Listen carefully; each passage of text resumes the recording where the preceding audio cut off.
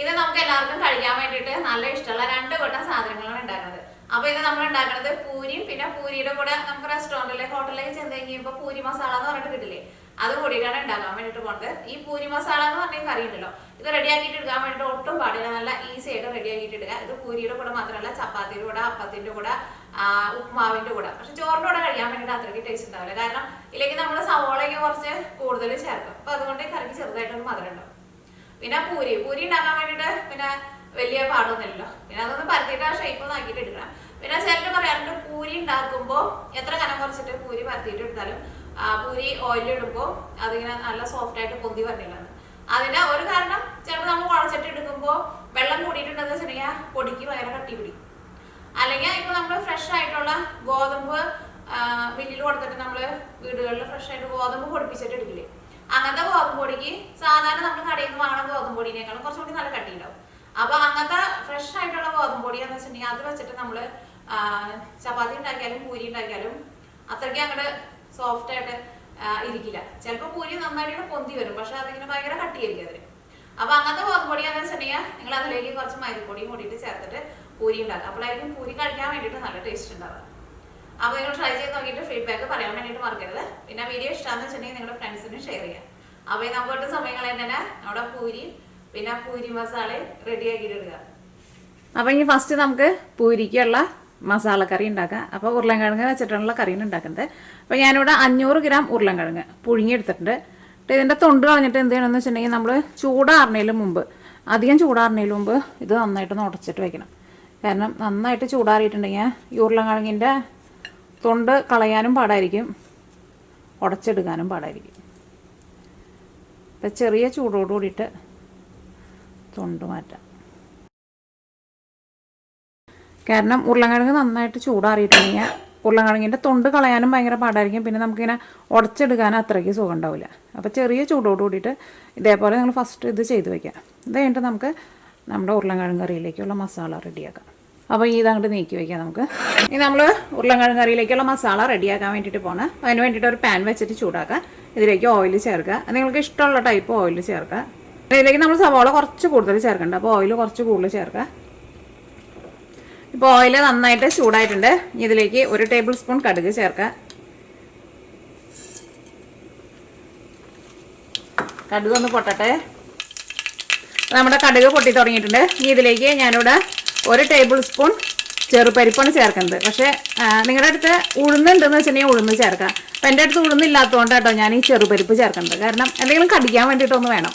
അപ്പോൾ ഞാനിവിടെ ഉഴുന്നുണ്ടെന്ന് വിചാരിച്ചിട്ടുണ്ടായിരുന്നത്. ലാസ്റ്റ് എല്ലാവരും റെഡി ആയി കഴിഞ്ഞ് നോക്കി കഴിഞ്ഞപ്പോൾ ഉഴുന്നില്ല. അപ്പോൾ നമ്മൾ പായസം ഉണ്ടാക്കണ ചെറുപരിപ്പുണ്ടല്ലോ, അതാണ് 1 ടേബിൾ സ്പൂൺ ചേർത്ത് തീ നന്നായിട്ട് കുറച്ച് വയ്ക്കട്ടെ. ഇതിലേക്ക് 1 ടേബിൾ സ്പൂൺ കടലപ്പരിപ്പ്, അല്ലെങ്കിൽ ചെനാദാൽ ആയിരുന്നാലും കുഴപ്പമില്ല, അല്ലെങ്കിൽ നമ്മളിപ്പോൾ വെറുതെ കഴിക്കില്ലേ കടലപ്പരിപ്പ്, പൊട്ടുകടല എന്ന് പറയില്ലേ, അതായിരുന്നാലും കുഴപ്പമില്ല. അത് 1 ടേബിൾ സ്പൂൺ ചേർക്കുക. ഞാനിവിടെ തീ നന്നായിട്ട് കുറച്ച് വെച്ചേക്കാണ്. ഇതെല്ലാവരും നന്നായിട്ടൊന്ന് മൊരിയട്ടെ. നന്നായിട്ട് മൊരിഞ്ഞിട്ടുണ്ട്. ഇനി ഇതിലേക്ക് ഞാനിവിടെ പച്ചമുളകും 1 വലിയ കഷ്ണം ഇഞ്ചി നല്ല പൊടിയായിട്ട് കട്ട് ചെയ്തിട്ട് എടുത്തിട്ടുണ്ട്. പച്ചമുളക് നിങ്ങളുടെ എരിവിനനുസരിച്ചിട്ട് ചേർക്കാം. ഞാനിവിടെ 5 പച്ചമുളകാണ് എടുത്തേക്കുന്നത്. ഇനി ഇതിലേക്ക് നമ്മൾ മുളക് പൊടിയൊന്നും ചേർക്കണില്ല. അപ്പോൾ നല്ല എരിവ് വേണമെന്ന് വെച്ചിട്ടുണ്ടെങ്കിൽ നിങ്ങൾ അതനുസരിച്ചിട്ട് പച്ചമുളക് കൂടുതൽ ചേർക്കാം. ഇതിലേക്ക് നമ്മൾ വെളുത്തുള്ളി ചേർക്കില്ല കേട്ടോ. ഇഞ്ചി നന്നായിട്ടൊന്ന് മൊരിഞ്ഞ് കഴിഞ്ഞിട്ട് വേണം ഇതിലേക്ക് നമുക്ക് സവോള ചേർക്കാൻ വേണ്ടിയിട്ട്. നിങ്ങൾ ഈ കടലപ്പരിപ്പിൻ്റെ കളർ ശരിക്കും അങ്ങോട്ട് മാറുന്നതിന് മുമ്പ് തന്നെ നിങ്ങൾ ഇഞ്ചി ചേർത്തോ. കാരണം നമ്മളിപ്പോൾ ഇതിനകത്ത് സവോളയിൽ ചേർക്കണമെന്ന് വെച്ചിട്ടുണ്ടെങ്കിൽ നമ്മുടെ കടലപ്പരിപ്പ് കരിഞ്ഞു പോകില്ല. സവോളയുടെ ഉള്ളിൽ വെള്ളം ഉണ്ടല്ലോ, പക്ഷേ ഇഞ്ചിയുടെ ഉള്ളിൽ വെള്ളമില്ല. അപ്പോൾ അതുകൊണ്ട് തന്നെ ചിലപ്പോൾ പെട്ടെന്ന് നമ്മുടെ ഈ കടലയും പിന്നെ നമ്മൾ ഉഴുന്ന് അല്ലെങ്കിൽ ചെറുപരിപ്പ് ചേർക്കാൻ വേണ്ടിയിട്ട് പറഞ്ഞില്ലേ, അത് ചെറുതായിട്ടൊന്ന് മൊരിഞ്ഞ് കഴിയുമ്പോൾ തന്നെ ചേർത്തോ. അപ്പോൾ ഇഞ്ചിയും ഇതിനകത്ത് കിടന്നിട്ട് ചെറുതായിട്ടൊന്ന് മൊരിഞ്ഞിട്ടുണ്ട്. ഇതിലേക്ക് ഞാനിവിടെ സവോളയാണ് ചേർക്കുന്നത്. സവോള ഈ കറിയിലേക്ക് നിങ്ങൾക്ക് അറിയാമല്ലോ അത്യാവശ്യം നന്നായിട്ട് വേണം. അപ്പോൾ ഞാനിവിടെ 3 വലിയ സവോള എടുത്തിട്ടുണ്ട്. സവോള നന്നായിട്ട് ചേർക്കണം. അപ്പോഴായിരിക്കും നമ്മൾ ശരിക്കും റെസ്റ്റോറൻറ്റിൽ പോയിട്ട് കഴിക്കണ ആ പൂരി മസാലയുടെ ശരിക്കുള്ള ടേസ്റ്റ് കിട്ടുക. ഇതിലേക്ക് കുറച്ച് കറിവേപ്പിലയും ചേർക്കുക. അപ്പോൾ ഇതിനകത്ത് കുറച്ച് ഓയിൽ കുറവുണ്ട്, ഞാൻ കുറച്ചും കൂടി ഓയിൽ ചേർക്കുന്നുണ്ട്. കാരണം കുറച്ച് ഓയിൽ വേണം, അല്ലെങ്കിൽ നമ്മുടെ സവോളയും നമുക്ക് ശരിക്കും വളർന്ന് കിട്ടില്ലല്ലോ. ഇത് കുറേ സവോളയുണ്ടല്ലോ. അപ്പോൾ നമ്മുടെ സവോള നന്നായിട്ട് വളർന്നിട്ട് നല്ല സോഫ്റ്റായിട്ട് വന്നിട്ടുണ്ട്. ഇനി ഞാൻ ഇതിലേക്ക് ചേർക്കാൻ വേണ്ടിയിട്ട് കുറച്ച് ഫ്രഷ് ആയിട്ടുള്ള പീസ് ഉണ്ടല്ലോ, അത് ഞാൻ എടുത്ത് വെച്ചിട്ടുണ്ട്. അപ്പോൾ ഈ പീസ് ചേർക്കണമെന്ന് നിർബന്ധമില്ല കേട്ടോ. പക്ഷെ നിങ്ങളുടെ അടുത്ത് ഉണ്ടെന്ന് വെച്ചിട്ടുണ്ടെങ്കിൽ ഒരുപാട് ചേർക്കണ്ട. ഇതേപോലെ നമ്മൾ കയ്യിലെടുത്തിട്ടുണ്ടെങ്കിൽ ഒരു വലിയ പിടി ഇത്രയ്ക്ക് ചേർത്താൽ മതി. കുറച്ച്, ഒരുപാട് ചേർക്കരുത്. അപ്പോൾ നമ്മുടെ പൂരി മസാല കാണാനും നല്ല ഭംഗിയുണ്ടാവും. ഇടയ്ക്ക് ഇതിങ്ങനെ ഓരോന്ന് കടിക്കുമ്പോൾ നല്ല ടേസ്റ്റ് ആയിരിക്കും. പക്ഷേ കുറേ ചേർക്കരുത്, പ്രത്യേകം ശ്രദ്ധിക്കുക. നമുക്ക് ഫ്രോസൺ പീസ് കിട്ടില്ലേ, അതാണ് ഞാൻ ചേർത്തേക്കുന്നത്. ഞാൻ നേരത്തെ കൂട്ടിയിട്ട് വെള്ളത്തിലിട്ട് വെച്ചിട്ട് അതിൻ്റെ തണുപ്പൊക്കെ ഒന്ന് മാറ്റിയിട്ടുണ്ട്. അത് ഇതിനകത്ത് കിടന്നിട്ട് നന്നായിട്ടൊന്ന് ചൂടാവട്ടെ. ഇതിലേക്ക് നമ്മൾ ആ ഉടച്ച് വെച്ചേക്കണ ഉരുളൻകിഴങ്ങുണ്ടല്ലോ, ഉരുളൻകിഴങ്ങാണ് ചേർക്കുന്നത്. ഇതെല്ലാം കൂടിയിട്ട് നന്നായിട്ടൊന്ന് മിക്സ് ചെയ്തിട്ട്, ഉരുളൻകിഴങ്ങ് നമ്മളിങ്ങനെ ഉടച്ചിട്ട് എടുക്കുമ്പോൾ ഭയങ്കര പേസ്റ്റ് പോലെ ആവണ്ടേ, അതിനകത്ത് കുറച്ച് ഇങ്ങനെ ചെറിയ ചെറിയ പീസുകളൊക്കെ ആയിട്ട് കിടന്നോട്ടെ. ഇതിലേക്ക് നമുക്ക് ആവശ്യത്തിന് ഉപ്പ് ചേർക്കാം. ഉപ്പ് ചേർക്കട്ടെ. ഉപ്പ് നിങ്ങളിപ്പോൾ ഒരു ഏകദേശം അളവിൽ ചേർക്കാം. അതിൻ്റെ നമ്മൾ ഇതിലേക്ക് ഇനിയിപ്പോൾ വെള്ളം കൂടിയും ചേർക്കുന്നുണ്ട്. തീ നന്നായിട്ട് കൂട്ടി വയ്ക്കുക.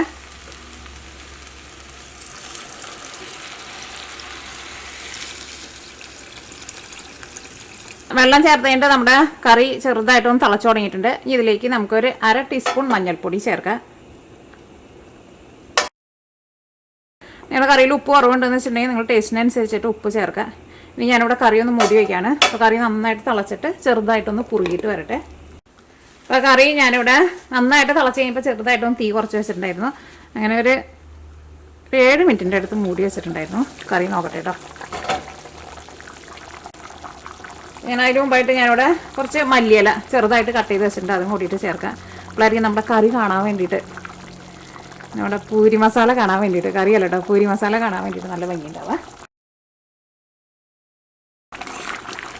ഇനി ഞാനിവിടെ നമ്മുടെ ഈ ഉരുളക്കിഴങ്ങ് മസാലയിലേക്ക് ഒരു വളരെ കുറച്ച് നോക്കി ഇത്രയ്ക്ക് വളരെ കുറച്ച് മാത്രം ഗരം മസാല ചേർക്കുന്നുണ്ട്. സാധാരണ ഇങ്ങനെ ഗരം മസാല ചേർക്കാറില്ല, പക്ഷേ ഒരു പൊടിക്ക് ഒരു പേരിന് ഒരു മണത്തിന് വേണ്ടിയിട്ട് മാത്രമാണ് ചേർത്തേക്കുന്നത്. എനിക്കങ്ങനെ ചേർക്കേണ്ടത് ഇഷ്ടം. അപ്പോൾ നിങ്ങൾക്ക് വേണമെന്ന് വെച്ചിട്ടുണ്ടെങ്കിൽ അങ്ങനെ ചേർക്കാം. ഒരുപാട് ചേർക്കരുത്, പ്രത്യേകം ശ്രദ്ധിക്കുക. അപ്പോൾ നമ്മുടെ ആ കറിയുടെ നമ്മുടെ ഈ പൂരി മസാലയുടെ ടേസ്റ്റൊക്കെ ആണ്ട് മാറിപ്പോവും. ഒരുപാട് ചേർക്കരുത്, പ്രത്യേകം ശ്രദ്ധിക്കുക. ജസ്റ്റ് ഒരു ചെറുതായിട്ട് ഒരു മണത്തിന് വേണ്ടിയിട്ട് മാത്രം. അപ്പോൾ നമ്മൾ ഈ കറിയുടെ ഗ്രേവിക്ക് ഒന്ന് തിക്കായിട്ട് വന്നിട്ടുണ്ട്. പിന്നെ ഇത് ഉരുളക്കിഴങ്ങ് ആയതുകൊണ്ട് തന്നെ നമ്മുടെ കറി ഇരുന്നിട്ട് ഒന്നും കൂടി ഒന്ന് തിക്കായിട്ട് വരും. അപ്പോൾ ഇനി ഞാനിവിടെ തീ ഓഫ് ചെയ്യാണ്. കറി നമുക്കിവിടെ മൂടി വയ്ക്കാം. മൂടി ഒന്ന് ടേസ്റ്റ് നോട്ടെ.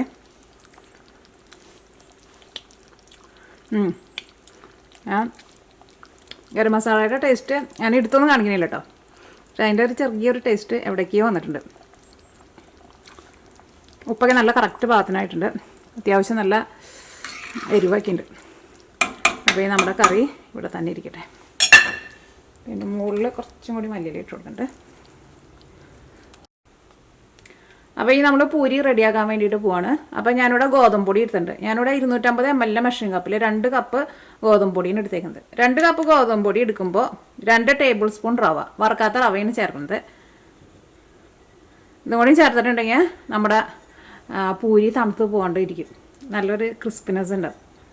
അതിന് വേണ്ടിയിട്ടാണ് റവയും കൂടിയിട്ട് ചേർക്കുന്നത്. ഇതിലേക്ക് ആവശ്യത്തിന് ഉപ്പ് ചേർക്കുക.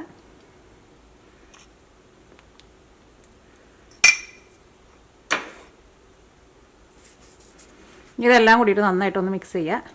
സാധാരണ വെള്ളമാണ് ചേർക്കുന്നത്. പൂരിക്ക് കുഴച്ചിട്ട് എടുക്കുമ്പോൾ എന്നാലും ഒരുപാട് വെള്ളം നനവിൽ കുഴച്ചിട്ട് എടുക്കരുത്.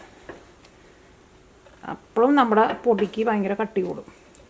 അങ്ങനെ ഒരു കാരണം കൊണ്ടും പൂരി പൊന്താണ്ടിരിക്കാം, വെള്ളം കൂടിയിട്ടുണ്ടെങ്കിൽ. അല്ലെങ്കിൽ പൊടിക്ക് കട്ടി കൂടിയിട്ടുണ്ടെങ്കിലും അങ്ങനെ വരും.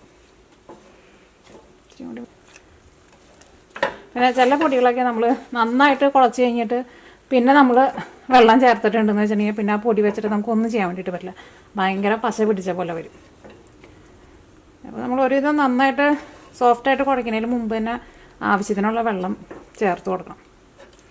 അല്ലെങ്കിൽ നിങ്ങൾക്ക് പലവർക്കും അബദ്ധം പറ്റിയിട്ടുണ്ടാവും. നമ്മൾ നല്ല സോഫ്റ്റൊക്കെ ആയിട്ട് കുഴച്ച് കഴിഞ്ഞിട്ട് പിന്നെ നമ്മൾ വിചാരിക്കും പൊടിയിൽ നനവ് കുറവുണ്ടോ എന്ന് വെച്ചിട്ട് കുറച്ചുകൂടി വെള്ളം ചേർത്ത് കൊടുക്കും. പിന്നെ പൊടി ആകേണ്ട ഒരു പശ പോലെയാവും. അപ്പോൾ ഇത് നല്ല സോഫ്റ്റായിട്ട് കുഴച്ചെടുത്തിട്ടുണ്ട്. നല്ല സോഫ്റ്റായിട്ട് കുഴച്ചിട്ട് എടുക്കണം. ഇനി ഇതിൽ നിന്ന് ഓരോ ചെറിയ ചെറിയ ഉരുളകളായിട്ട് മാറ്റി വയ്ക്കുക. ഇതേപോലെ തന്നെ ഉരുട്ടി ഉരുട്ടി മാറ്റി വയ്ക്കുക. ഇത്രയൊക്കെ വേണ്ട, പൂരിക്കല്ലേ, ചെറുത് മതി. എന്നിട്ട് പരത്തിയിട്ട് എടുക്കുക.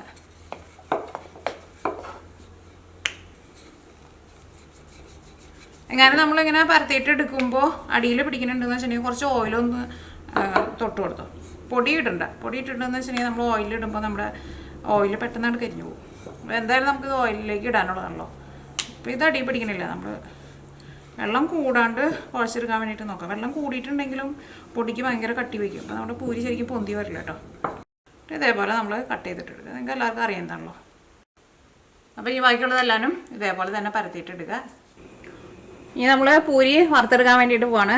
അപ്പോൾ ഓയിൽ ചൂടായിട്ടുണ്ടോ എന്ന് നോട്ടെ കേട്ടോ. ഓയിൽ നന്നായിട്ട് ചൂടായിട്ട് വേണം പൂരി വറുത്തിട്ട് എടുക്കാൻ വേണ്ടിയിട്ട്. അപ്പോൾ ഇതേപോലെ ഒരു ചെറിയ കഷ്ണം മാവ് ഇട്ട് നോക്കാം. ഇട്ട വഴിക്കാനും മുകളിലേക്ക് നന്നായിട്ട് പൊന്തി വരണം.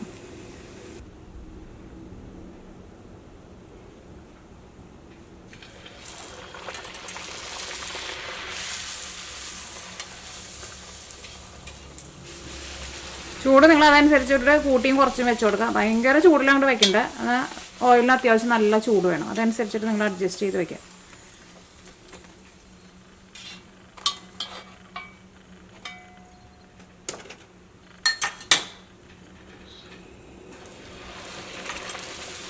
വിട്ട വഴിക്ക് ഇതേപോലെ ഒന്ന് മുക്കി കൊടുത്ത ഓയിലിൽ അത് മറക്കണ്ട. ഇനി ചിലപ്പോൾ നമ്മുടെ പൂരി പൊന്തില്ല.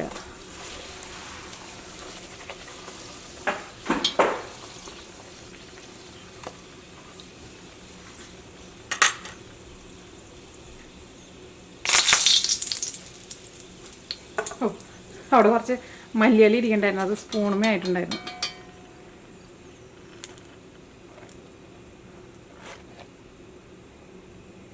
നല്ല ഫ്ലഫി ആയിട്ടുള്ള പൂരി റെഡി ആയിട്ടുണ്ട്. പൂരി ഇതേപോലെ നല്ല സോഫ്റ്റ് ആയിട്ട് വന്നിട്ടുണ്ട്. അപ്പോൾ ഞാൻ നിങ്ങളുടെ അടുത്ത് പറഞ്ഞല്ലോ, ഓയിൽ ഇടുമ്പോൾ നമ്മൾ ആ സ്പൂൺ വെച്ചിട്ട് ഒന്ന് ഓയിലിൽ പൂരീനൊന്ന് മുക്കി കൊടുക്കണം. അപ്പോഴായിരിക്കും ഇതേപോലെ നന്നായിട്ട് ഇങ്ങനെ പൊന്തി വരാം. അല്ലെങ്കിൽ ചിലപ്പോൾ പൊന്തി വരില്ല കേട്ടോ. ഈ പൂരി തണുത്ത് കഴിഞ്ഞാലും അത്യാവശ്യം നല്ല സോഫ്റ്റ് ആയിട്ട് തന്നെ ഇതേപോലെ ഇങ്ങനെ പൊന്തി തന്നെ ഇരിക്കും.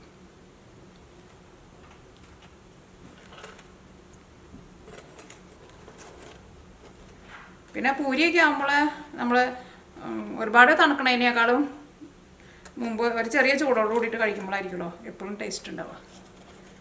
അപ്പോൾ നമ്മുടെ പൂരി റെഡി ആയിട്ടുണ്ട്. ഇനി നമ്മുടെ പൂരി മസാല.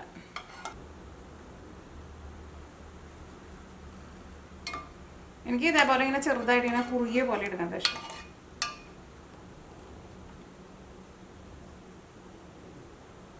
പൂരിയും റെഡി ആയിട്ടുണ്ട്. നമ്മുടെ പൂരി മസാലയും റെഡി ആയിട്ടുണ്ട്. കഴിക്കുമ്പോൾ പൂരി ഒരുപാട് തണുക്കണതിന് മുമ്പ് കഴിക്കാൻ വേണ്ടിയിട്ട് നോക്കാം. അപ്പോൾ റെഡി ആക്കിയിട്ട് എടുക്കാൻ വേണ്ടിയിട്ട് നല്ല എളുപ്പമുള്ളൂ. അപ്പോൾ നിങ്ങളെല്ലാവരും ട്രൈ ചെയ്ത് നോക്കാം. ട്രൈ ചെയ്ത് നോക്കിയിട്ട് ഫീഡ്ബാക്ക് പറയാൻ വേണ്ടിയിട്ട് മറക്കരുത്. അപ്പോൾ ഈ നമുക്ക് നാളെ വേറൊരു പുതിയ റെസിപ്പി ആയിട്ട് വരാം. പൂരിയും പിന്നെ പൂരി മസാലയും കൂടിയിട്ട് ഞാനൊന്ന് കഴിച്ച് നോട്ടിട്ടോ. ഇപ്പോൾ നമ്മുടെ ആ പൂരി നന്നായിട്ട് ചൂടാക്കി അറിയിട്ടുണ്ട്. പക്ഷേ അതിൻ്റെ ഇങ്ങനെ ഫ്ലഫി ആയിട്ട് ഇരിക്കുന്നുണ്ടല്ലോ, അത് മാറിയിട്ടില്ല കേട്ടോ. അത് നമ്മൾ റവ ചേർത്തുകൊണ്ട് തന്നെ പൂരി ചൂടാറി കഴിഞ്ഞാലും ഇതേപോലെ ഇങ്ങനെ നല്ല ഫ്ലഫി ആയിട്ടിരിക്കും. അപ്പോൾ ഞാൻ കഴിച്ചോട്ടെ. ഇങ്ങനെ പൂരിയും പിന്നെ ഈ കറിയും കൂടിയിട്ട് കഴിക്കാൻ വേണ്ടിയിട്ട് ഇഷ്ടമില്ലാത്തവർ ആരും ഉണ്ടാവില്ല. കഴിച്ചോട്ടേടാ.